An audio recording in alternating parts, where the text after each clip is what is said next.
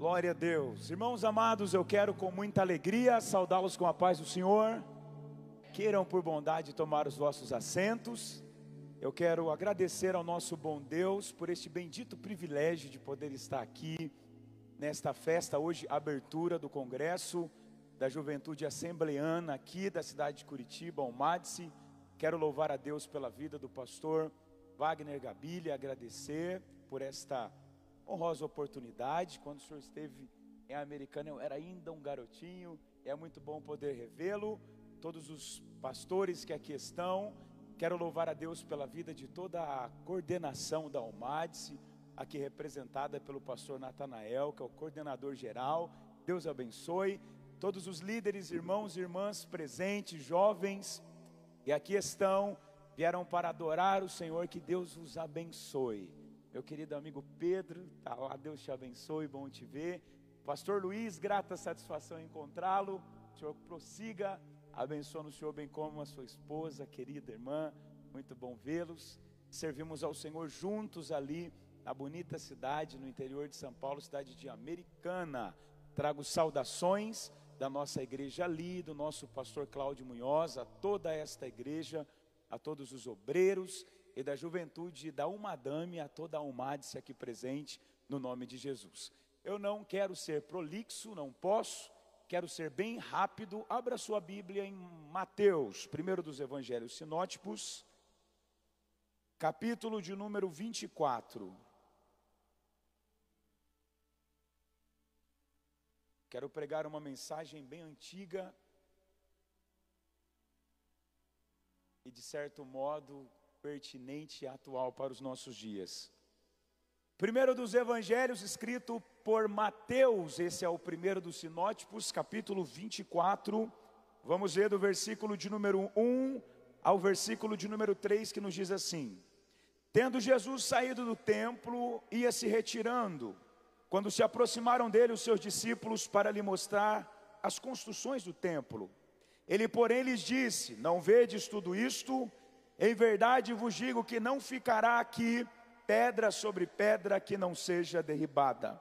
No Monte das Oliveiras achava-se Jesus assentado, quando se aproximaram dele os seus discípulos e em particular lhe pediram: Dize-nos, quando sucederão estas coisas e que sinal haverá da tua vinda e da consumação dos séculos? Curva a sua cabeça. Senhor, eu te peço a graça necessária para a exposição da tua palavra. Fale ao nosso coração, no nome de Jesus, amém. Diga amém. Ao longo de várias eras, vários mestres e videntes espirituais puderam ter e expor uma visão muito especial acerca das coisas do futuro. Porém, o discurso que é considerado o mais profundo e detalhado do gênero fora descortinado há mais de 2000 anos atrás, para ser preciso, há mais de 2023 anos atrás. No alto de uma colina nos arredores da antiga cidade de Jerusalém, onde um pequeno grupo que buscava a verdade estava reunido com seu mestre, um carpinteiro que havia se tornado pregador, a saber, Jesus de Nazaré. Ao bem da verdade, esse discurso deu-se origem exatamente quando Jesus saía do templo. Os seus discípulos chamam a sua atenção para a estrutura do templo, as construções do templo.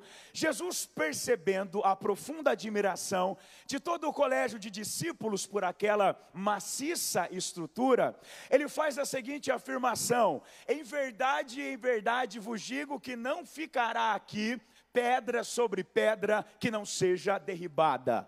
Embora ninguém saiba com exatidão qual a aparência deste templo necessitado, não nos restam dúvidas que deveria ser uma aparência magnífica. Herodes havia auxiliado os judeus na restauração e no embelezamento do mesmo, próximo ao interior do templo, aonde o sumo sacerdote, que era o mais alto dignitário da religião judaica, oferecia os sacrifícios ao Senhor, e aonde estavam guardados utensílios sagrados, havia um átrio maior, chamado de átrio dos gentios, onde os cambistas e mercadores armavam as suas tendas para comerciarem neste espaço.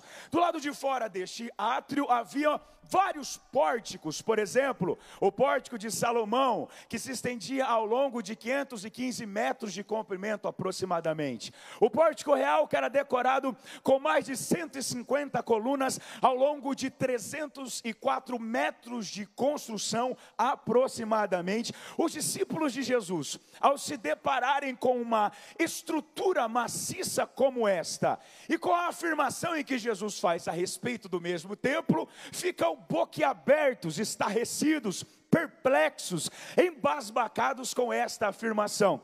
E irmãos queridos, justamente esta afirmação que induz os discípulos de Jesus a fazerem uma pergunta que exigiu uma grande resposta, uma resposta que transpôs os séculos e focalizou os dias odiérnios vivenciados pela igreja do século presente.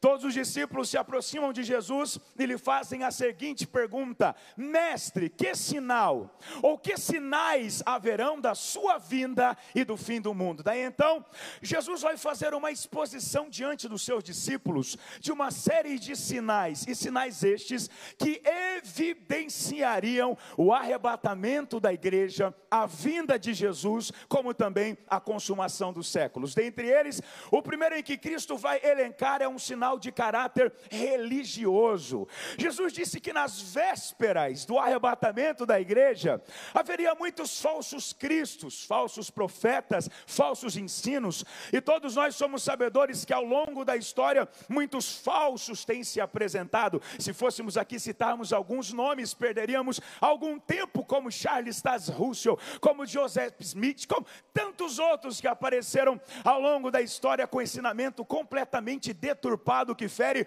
frontalmente os princípios em que Jesus estabeleceu quando permeou esta terra. Se os irmãos não notaram, a igreja deste século está sendo bombardeada por uma série de mensagens, pregações, teologias que são nada mais e nada menos que uma plataforma para o anticristo. Uma delas que me incomoda muito, chamada de teologia da prosperidade, que apregou que nós, na condição de servos de Deus, estamos isentos de passar provas, lutas, enfrentarmos decepções, ao passo que, se sofrermos estas circunstâncias ou situações semelhantes a estas, é uma evidência de que nós estamos em pecado e um sinal gritante da reprovação de Deus. Jesus nunca ensinou isso, queridos irmãos. Pelo contrário, ele carregou uma cruz pesada em primeiro lugar para nos dar o exemplo que evangelho sem cruz não é evangelho. Talvez essa teologia tenha sido apresentada hoje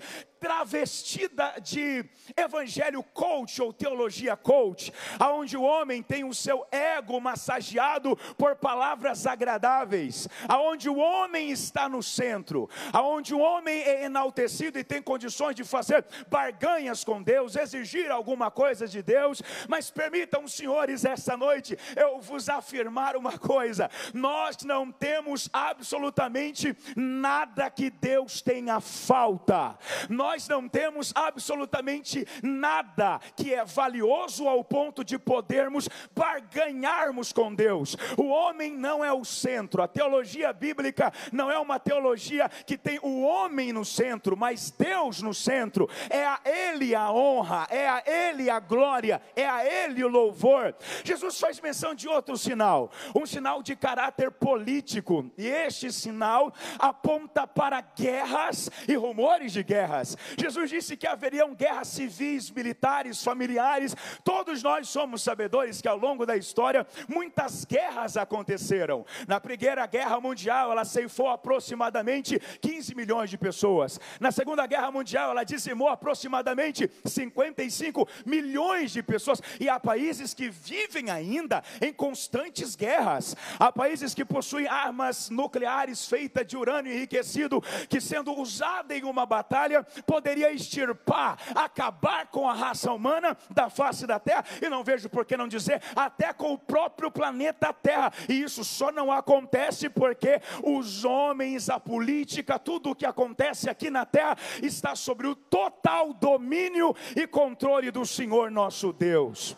Os cientistas se preocupam que se exploda uma terceira guerra mundial, e talvez um dos motivos que dá-se esta guerra é uma crise vivenciada pelo mundo, que apesar de nós estarmos em um planeta chamado de planeta da água, pequena parte desta água é potável, e a maior parte de toda a água potável do mundo está concentrada na nossa bacia amazônica, fazendo do Brasil o maior alvo para todas as nações. Jesus faz menção de um sinal de caráter social. Ele fala de pestes, de pragas, de pandemias, epidemias. Nós somos sobreviventes, repetindo o que já foi dito pelo nosso pastor aqui. Acabamos de vivenciar uma pandemia que alarmou a medicina, ceifou milhares de pessoas, mosquitos transmissores de vírus capazes de produzir tanto uma deformação dentro do ventre de uma mulher que está grávida, quando levar um adulto forte a óbito. Jesus fala de fome, Jesus fala que haveria uma escassez de alimento. A fome é uma realidade tangível e palpável nos nossos dias atuais. A cada 1 minuto que se passa, morre 11 crianças de fome no mundo, por não ter o que comer, por não ter o que se alimentar, por não ter da onde tirar a sua nutrição. Jesus faz menção de um sinal de caráter demonstrativo dado pela própria natureza. Jesus fala de sinais nos céus e na terra. Ele fala de terremotos, de maremotos. Todos nós somos sabedores que há países que são abalados por diversos terremotos que acontecem. O aquecimento global, o efeito estufa, o buraco gigantesco na camada de ozônio já está tão grande que cabe 2 países do tamanho do Brasil. Há uma instabilidade climática no ar. Na mesma hora que está quente, esfria, as previsões já não são mais exatas. Você sai de casa agasalhado porque o clima está gélido, daqui a pouco você está suando, feito cuscuz na panela, porque muda o tempo de uma hora para outra. O ser humano sofre e não percebe que a própria natureza está anunciando gritantemente que Jesus se aproxima para buscar a sua igreja. Eu quero fazer das palavras do puritano do século 17, Richard Baxter, as minhas esta noite. Eu prego como moribundo para moribundos, e como se fosse a minha última noite pregando, porque eu espero Jesus para hoje, eu espero Jesus para agora. Lutero dizia assim: eu gosto de pregar como se Jesus tivesse morrido ontem, ressuscitado hoje e estivesse voltando amanhã. A esperança do nosso coração é a vinda de Jesus, e daqui um pouquinho de tempo, por isso que é hora de nós despertarmos. Aquele que há de vir virá e não tardará. Jesus faz menção de um sinal de caráter espiritual, e esse sinal se divide em 3 grandes eventos. O primeiro evento é a proliferação de escândalos dentro do próprio contexto evangélico. O segundo evento é a intensidade da perseguição que aumentar-se-á contra a igreja. E o terceiro evento é o esfriamento do amor. Quando eu falo do amor que tem se esfriado, estribando-me sobre as palavras claras de Cristo Jesus, quando disse que por se multiplicar a iniquidade, o amor de muitos se esfriariam, eu entendo que há 2 tipos de amores que se esfriaram na igreja. O primeiro é chamado de afeto natural pelo próximo. É incrível como a cada dia muitos cristãos nominais estão cada vez mais pensando somente em si, no acômodo dos seus interesses, de modo que a filosofia é: os teus problemas não me diz respeito. O segundo amor que tem esfriado é justamente o primeiro amor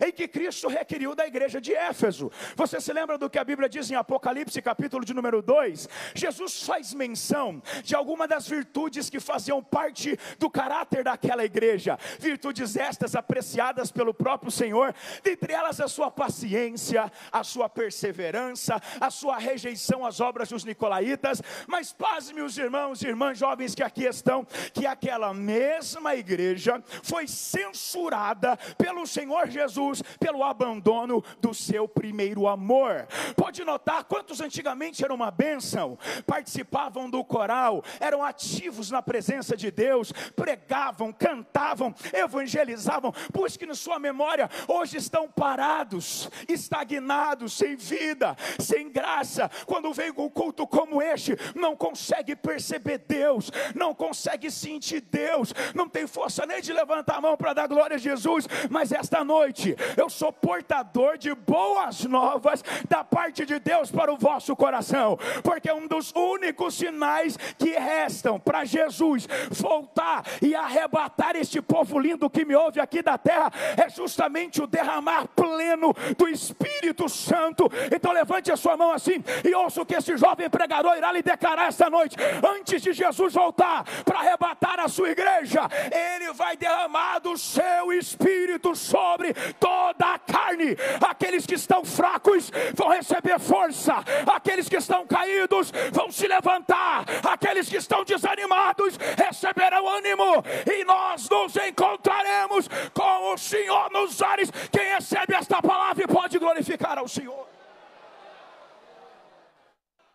Quando eu olho para o Salmo de número 23, para o Salmo de número 22 e para o Salmo de número 24, eu encontro o salmista de uma forma profética e poética, anunciando 3 fases na vida e no ministério terreno de Jesus, que também apontam para a vida da igreja que será arrebatada. A primeira fase está no Salmo de número 23, onde ele apresenta Jesus como o bom pastor, que conduz as águas tranquilas, que unge a cabeça com óleo, que faz o cálice transbordar. Mas ele chega de forma profética ao Salmo de número 22, onde ele começa a proferir palavras em que Cristo ia dizer na cruz, como por exemplo: Deus meu, por que me desamparastes? Onde ele começa a citar atos que ocorreriam durante a crucificação, como o leilão das próprias vestimentas de Jesus. Mas ele não para por aí, ele chega de forma profética ao Salmo de número 24, onde ele apresenta a entrada de Cristo Jesus aos céus pós a sua ressurreição. Assim como Jesus passou por estes 3 salmos, esta igreja que está me ouvindo aqui esta noite também há de passar. E eu julgo o Madse que nós estamos vivendo, o Salmo de número 23, das águas tranquilas, do cálice transbordante, da cabeça ungida com óleo. Mas vai chegar um dia que o negócio vai se estreitar mais um pouquinho e nós passaremos pelo Salmo de número 22. Mas não é para desistirmos, retrocedermos, abandonarmos a nossa cruz, mesmo que a cruz esteja pesada, porque nós iremos trocar esta cruz pesada do Salmo de número 22 por uma coroa de glória lá no Salmo de número 24. Parece que vejo Jesus sendo em forma de Deus. Ele não teve por usurpação ser igual a Deus, mas aniquilou-se a si mesmo, despojando-se de sua glória, poder, domínio, autoridade na condição de homem e de servo. Ele veio e palmilhou a via dolorosa da cruz. Jesus veio e foi humilhado, cuspido, vilipendiado e sofreu as piores vicissitudes em que o homem poderia sofrer, sorvendo um cálice que continha um sofrimento sem precedentes, jamais visto na história da raça humana, e morreu. Mas ao terceiro dia ele ressuscitou. Se apresenta a 2 mulheres, depois aos 11 fica no espaço de 40 dias na terra, com provas inefáveis de sua presença física, até que chega o último dia de Cristo em forma física na terra. De uma multidão de aproximadamente 500 irmãos, ele começa a tecer as suas últimas palavras e a dizer: fiquem firmes na promessa do Pai, vocês vão receber a virtude do Espírito que virá sobre vós, e vocês vão ser minhas testemunhas, tanto em Jerusalém, como em Judeia, Samaria e até os confins da terra. Quando Jesus diz isso, parece que vejo, ele começa a quebrar a lei da gravidade, e começa a subir, e quando ele está mais ou menos na altura da cabeça dos discípulos, lá no céu, os anjos começam a se perguntar: bom, Jesus desceu, morreu, venceu, e vem voltando como vencedor, e todo vencedor que retorna vitória de sua batalha. Vencedor é digno de ovacionação, honras e méritos. O que nós vamos fazer para homenagear Jesus? Alguém diz: ô coral celestial, vamos cantar o hino para homenagear Jesus. E eles se prontificam e diz: é para já. Jesus vai adentrando ao céu, quando de repente o coral, coisa mais linda, parecendo o coral jovem da Almade, começa a cantar e a dizer: levantai, ó portas eternas, a vossa cabeça, levantai, ó entradas eternas, porque entrará o Rei da Glória. Aí o outro coral pergunta: mas quem é esse aí, o Rei da Glória que vem entrando? E o outro responde: o Senhor dos Exércitos. Jesus desapareceu nas nuvens, os discípulos estão aqui debaixo, olhando para cima, cadê o Senhor? Desapareceu, quando de repente, aparece dois varões de branco, olhando para baixo e dizendo: ó varões galileus, por que estáis olhando para cima? O mesmo Jesus, que vocês foram testemunhas oculares, e viram ele subindo, ele voltará, ele voltará. Não é nada de novo, eu não vim pregar nenhuma novidade, eu vim dizer que Jesus voltará, Jesus voltará, Jesus voltará. Levanta a mão assim para o céu, dá um giro e toca na mão do irmão que está do teu lado e diga: eu quero te encontrar lá. Jesus voltará. O nosso alvo é o céu, é o céu, é o céu.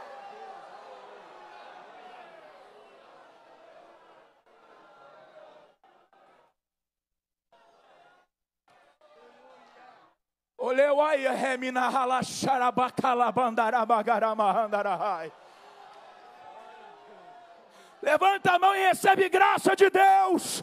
Você não vai desistir, você não vai olhar para trás, você não vai deixar a cruz. Você faz parte da igreja que será arrebatada. O povo que será arrebatado, eu estou encerrando, é um povo que passará por alguns critérios de Deus, digamos assim. Primeiro critério: pureza. Um povo zeloso, escolhido de boas obras e puro. Toda noiva judia passava por um processo antes de se casar chamado de mikvê. O que era o mikvê? Ela se banhava com ervas aromáticas como sinal de purificação para aí então adentrar ao seu esposo. Pelo menos o casamento judaico antigamente era dividido em 3 estágios, ou 3 fases distintas. A primeira fase da promessa, a segunda fase do desposo e a terceira fase das bodas. Promessa acontecia enquanto as crianças ainda estavam sendo formadas, um pai prometia o filho para outro.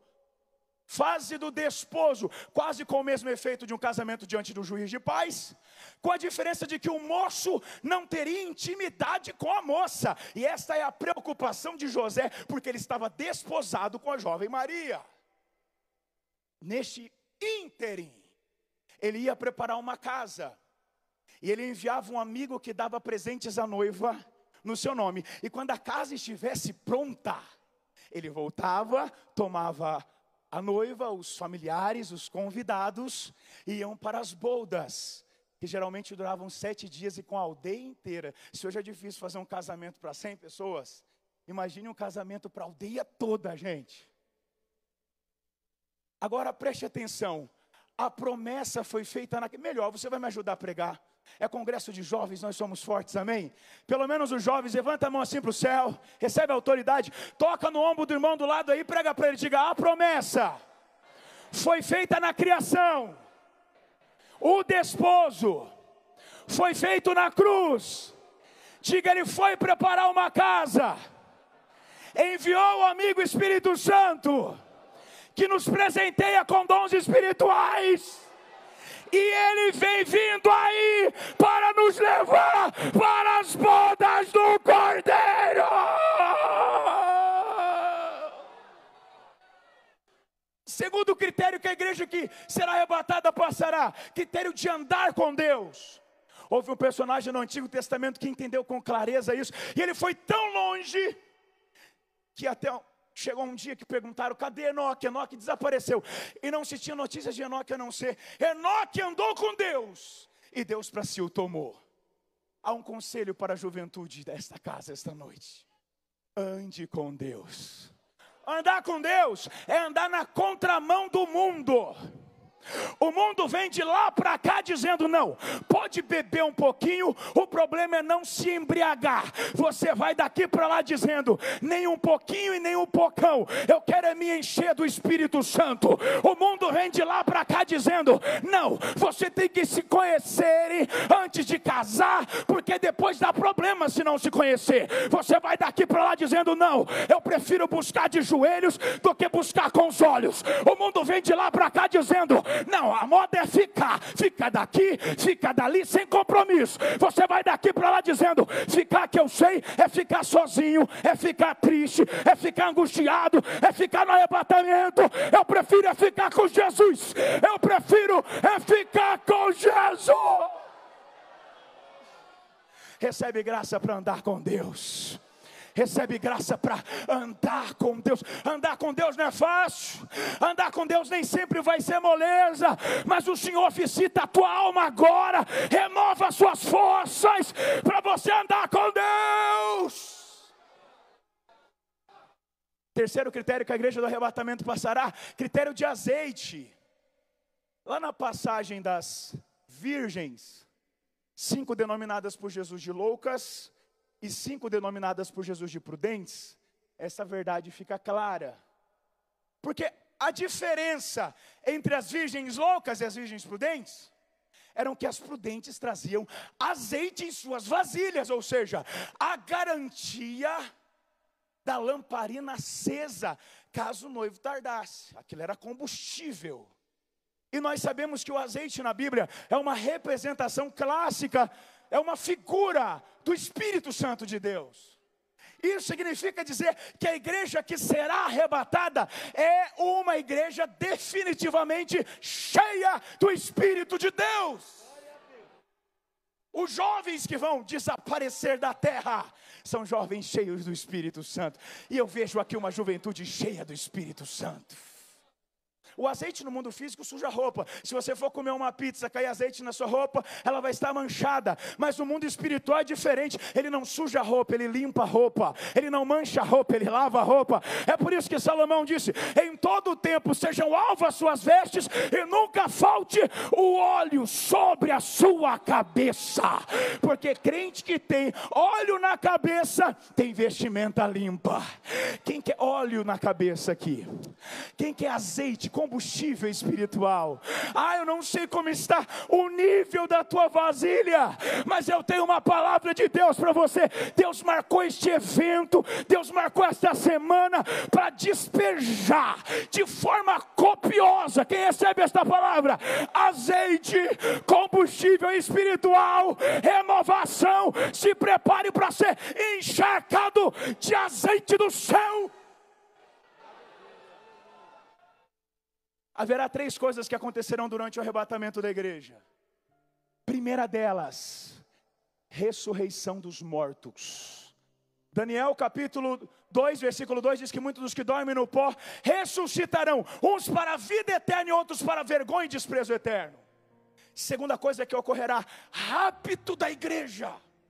Paulo corrobora isso quando escreve a igreja de Tessalônica, no capítulo 4, a partir do verso 16 e 17, dizendo: e o mesmo Senhor descerá do céu, com trombeta de Deus, alarido, voz de arcanjo, e os que morreram em Cristo ressuscitarão primeiro, e depois nós. Paulo está se incluindo. E nós, ele tinha esperança de ser arrebatado.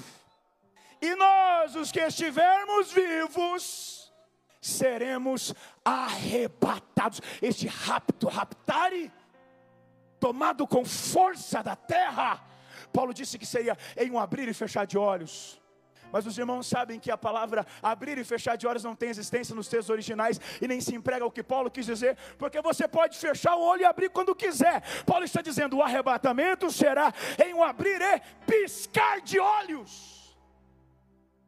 Velocidade pelo menos 1 grau acima da do anjo, porque segundo a lei da ciência da religião, o anjo tem a velocidade de 10 milésimos de um segundo, e o piscar de olho abaixo disso. Você pisca cerca de 23 vezes para a lubrificação de suas córneas, senão elas se secam. Assim será o arrebatamento da igreja. Eu estou pregando para alguém aqui esta noite.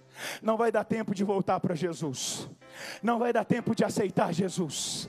Não vai dar tempo de deixar o pecadinho de estimação. Não vai dar tempo de pedir perdão. Não vai dar tempo de colocar a casa em ordem. O tempo é hoje. Alguém ouvindo a voz de Deus aqui esta noite? O momento é agora. Prepara-te, ó Israel, para se encontrar com o Senhor teu Deus. Eles não gostam de noticiar quando o milagre acontece aqui na igreja. Quando alguém que era uma pessoa de alta periculosidade aceita Jesus, se transforma, vira um homem de Deus. Mas aquele dia não vai ter como eles esconderem. Serão trens sem os seus maquinistas, aviões sem os seus pilotos. Falei que era a mensagem das antigas. Carro desgovernado para tudo quanto é lado.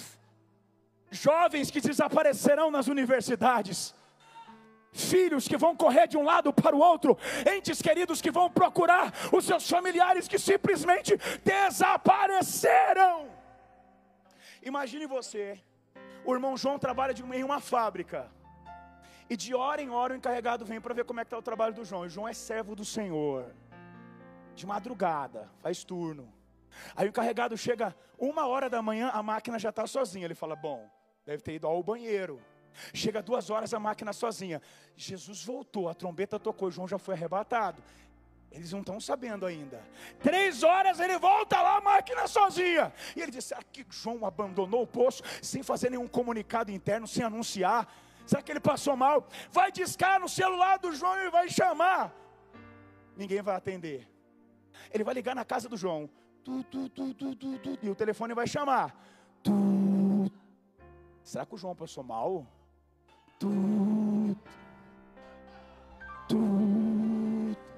Mas nem a mulher do João acorda. Ou mulher que tem um sono pesado. Mal sabia ele que a mulher do João também servia a Deus e foi arrebatada. Amanhã eu falo com o João. Ele vai chegar na sua casa, vai se sentar junto ao seu sofá, vai ligar a televisão no seu programa matinal, quando de repente vai vir a notícia. Atenção, telespectadores, interrompemos esta programação para vos dizer que acabou de sumir um povo da capital do Paraná, da cidade de Curitiba, que fazia barulho até tarde na igreja, que num sol de rachar mamona, andava de paletó e gravata para cima e para baixo. Não sabemos o que aconteceu. Vamos voltar com mais notícia. Daqui a pouco vem notícia de São Paulo. Não sumiu só no Paraná não, sumiu em São Paulo, sumiu no Rio Grande do Sul, sumiu em Santa Catarina, lá no Mato Grosso, no Pernambuco, lá no Acre, no Amazonas. Aí vem notícia via cabo, via satélite. Não sumiu só no Brasil não, sumiu na Europa, sumiu na América, sumiu no Japão. O que foi que aconteceu? Será que foi ET, disco voador, extraterrestre? E alguém vai dizer não, não foi ET, não foi disco voador, foi Jesus que voltou e levou o seu povo para os...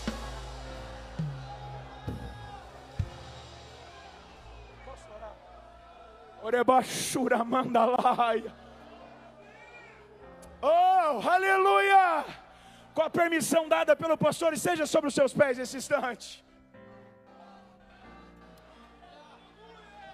Terceira coisa que acontecerá: transformação do nosso corpo. Aquilo que é corruptível se revestirá de incorruptibilidade. Aquilo que é mortal de imortalidade. E gente, quando nós chegarmos lá, meu Deus do céu, lá não haverá mais dor de cabeça. Lá não haverá câncer, depressão, síndrome do pânico, ansiedade. Lá não haverá desigualdade social. Eu quero que você pense no céu. Você é cidadão do céu. A nossa pátria é o céu. Jesus voltará para nos levar para o céu. Aqui na terra você é peregrino. Aqui na terra você é forasteiro. Os sinais estão se cumprindo. Jesus está voltando. E lá não haverá dor. Lá não haverá lágrimas. Porque Deus enxugará dos nossos olhos todas as nossas lágrimas. Alguém que quer encontrar com Jesus aqui, levante a sua mão e receba esta bendita esperança renovada em seu coração, renovada em sua alma, renovada.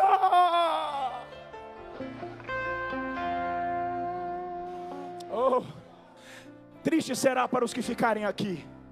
Há alguém aqui que tem parente que não serve a Deus? Levante a mão assim. Eu acabei de me lembrar de um testemunho, olha aqui para mim, de um adolescente que aceitou Jesus. Ele tinha mais ou menos 9 anos de idade.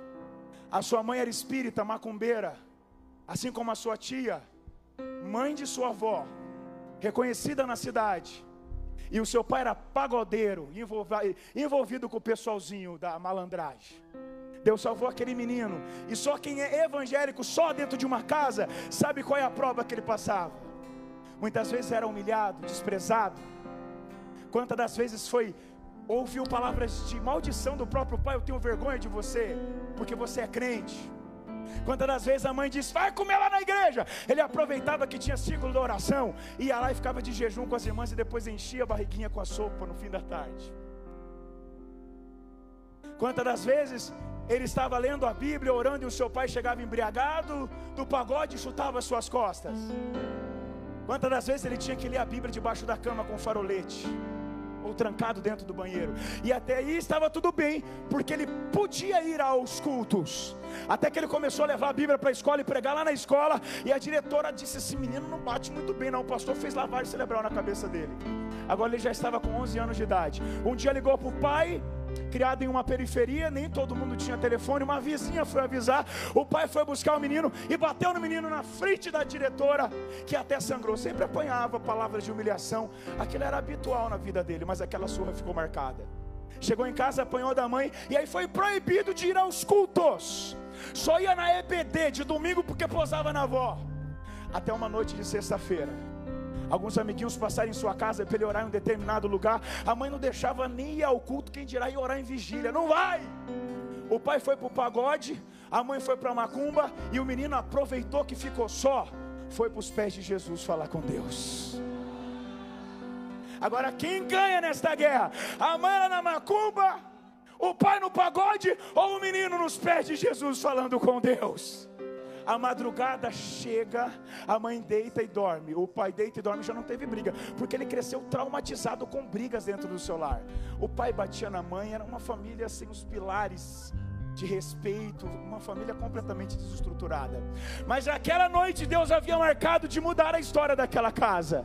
Ele está deitado no seu quarto, que ele ouve um barulho de um copo que cai no chão e se quebra. Ele levanta para ver o que era, e quando chega na cozinha, o copo está quebrado, a cadeira espatifada, e a sua mãe tomada por uma legião de demônios. Ele levantou o seu dedinho tremendo e chorando e disse: demônio, em nome de Jesus Cristo, sai da vida da minha mãe agora! O demônio disse: eu saio, mas eu volto e estrago com tudo. Estraga nada.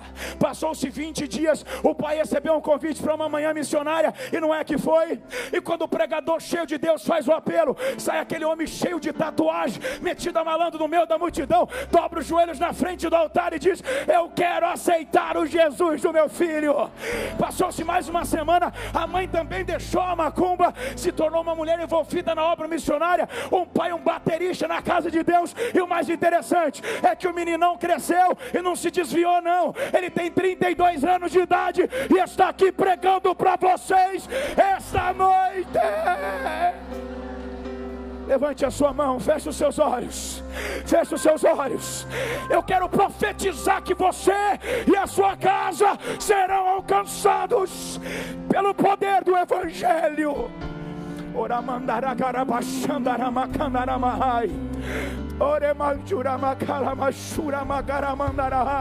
Não haverá mais noite ali, não haverá nenhum clamor. Verei os olhos de Jesus e tocarei seu corpo. Levante a tua mão onde houver Jesus. Uma mão levantada, toca nela com a tua glória agora, Jesus. Toca, ali, toca, toca. Receba renovo, receba graça, receba. Verei os olhos de Jesus e tocarei seu corpo, enfim. Eu tomo meu assento. atenção e a paciência. Mas antes eu pergunto, onde está a primeira vida que gostaria de se entregar a Jesus? Aonde está você que ouviu a palavra de Deus e que quer aceitar Jesus hoje? Levante a sua mão como sinal de aceitação, eu quero te ver. Há alguém para Jesus? Aonde está a primeira vida? A igreja pode orar agora. Ora, manda lá na galeria, aqui na nave da igreja. Aonde está um jovem, um moço, uma moça, alguém que está afastado dos caminhos do Senhor, me ajude. Alguém que está parado, distanciado e quer voltar hoje, venha depressa. Eu quero orar por você. Há uma alma para Jesus? Aonde está uma vida para Jesus? Alguém aqui? Eu estou vendo uma mão levantada aqui. Aleluia. Alguém que quer aceitar Jesus hoje como Senhor e Salvador da sua vida? Alguém que está distanciado, você recebeu um convite para vir ao culto e quer hoje renovar a sua aliança com Jesus? Esta igreja vai fazer uma viagem para nunca mais voltar para a terra. Jesus quer carimbar o teu passaporte com o sangue dele esta noite. Alguém? Olha lá uma jovem, vem aqui à frente, querida. Há vidas que estão vindo.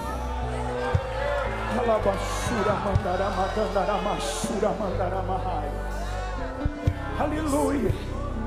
Aleluia. Vem aqui, abrace ela, traga aqui até. Pode, pastor.